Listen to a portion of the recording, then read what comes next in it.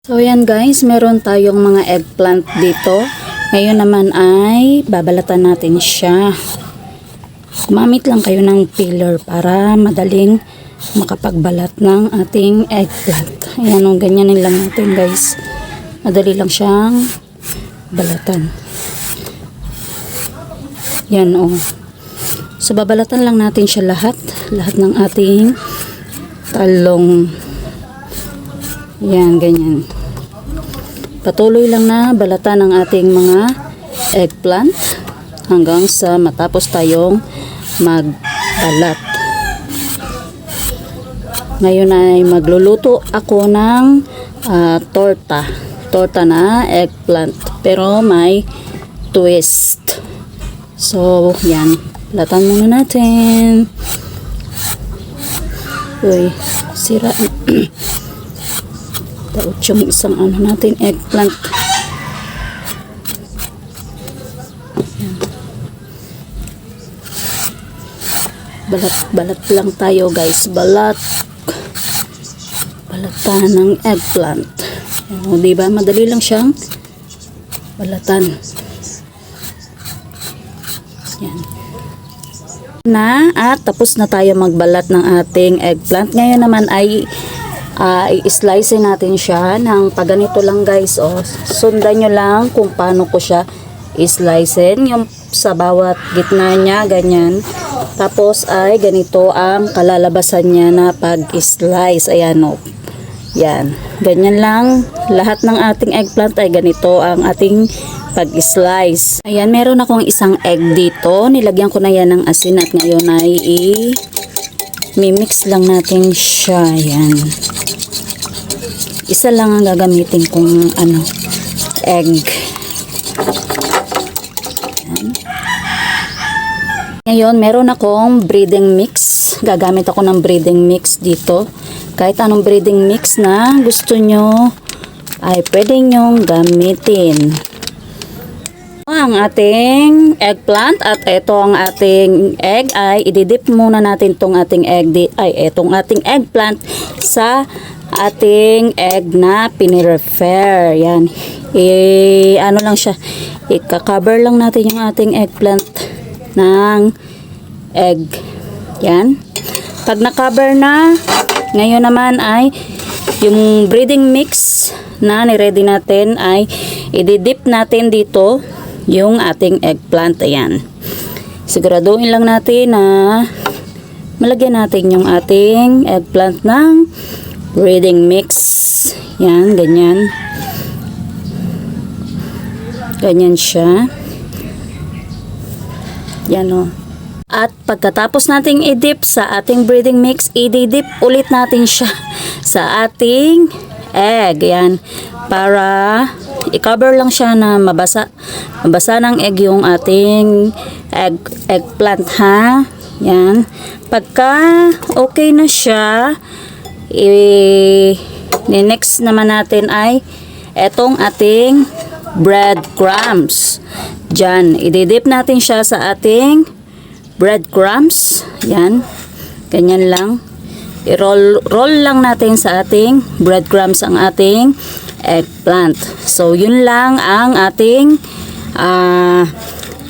steps, ang ating procedure. Yan. Tapos ay, ayan na siya. Pwede na tayong magsimulang magprito. Magpa-fry na tayo guys. At ayan. Ngayon ay naglalagay tayo ng ating mantika.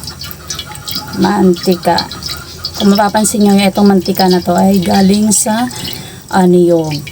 Coconut oil to guys. Coconut oil. So ayan, mainit na ang ating mantika. At ngayon ay magsisimula na tayong magprito. Yun o.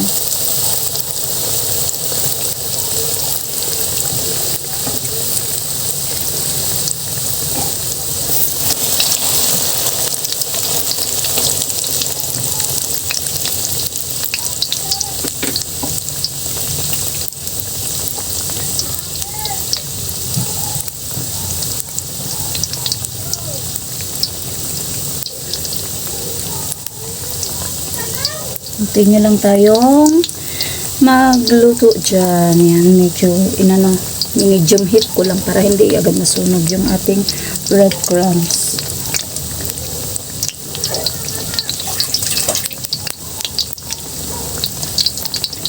La la la.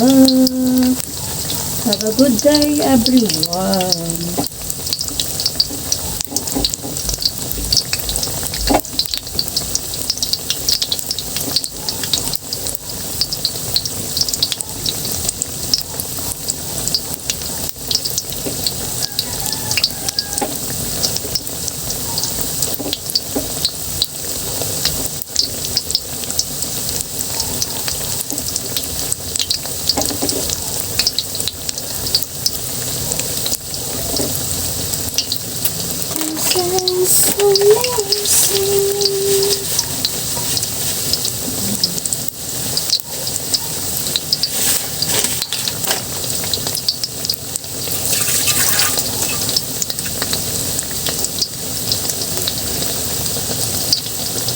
Check natin.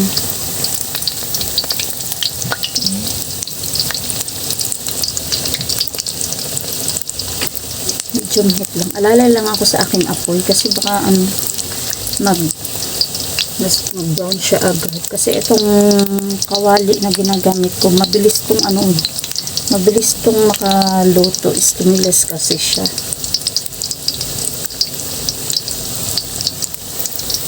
Then flip natin. Yan.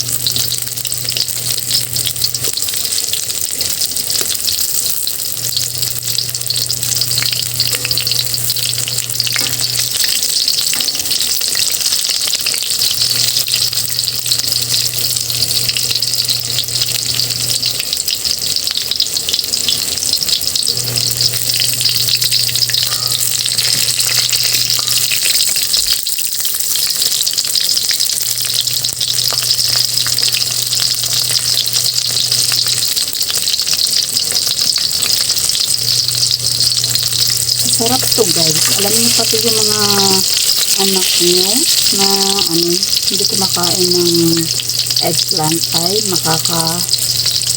mapapakain sila nito. Yan. Kasi crispy siya.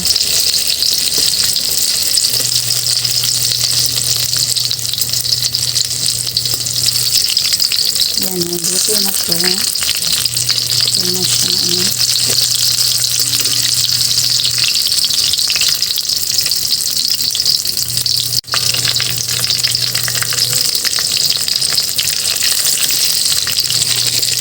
So, ito na siya guys. So, luto na ang ating tortang eggplant na mas pinasarap.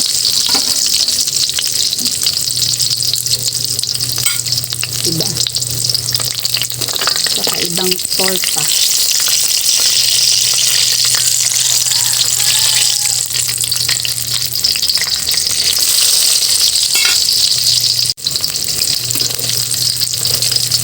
Yan, crispy.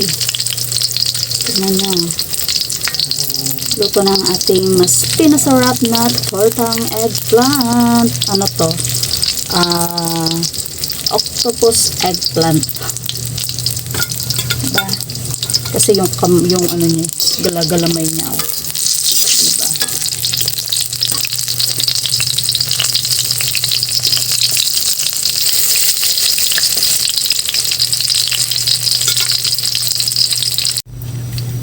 Continue lang tayo sa pagluluto hanggang matapos tayo, guys.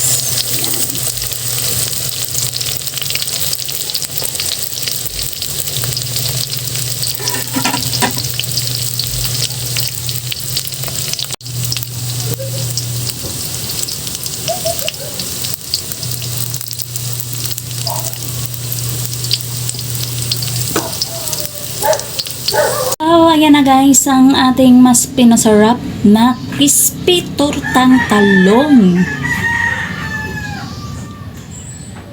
Sana ay magustuhan nyo ang ating video, ang ating recipe ngayon.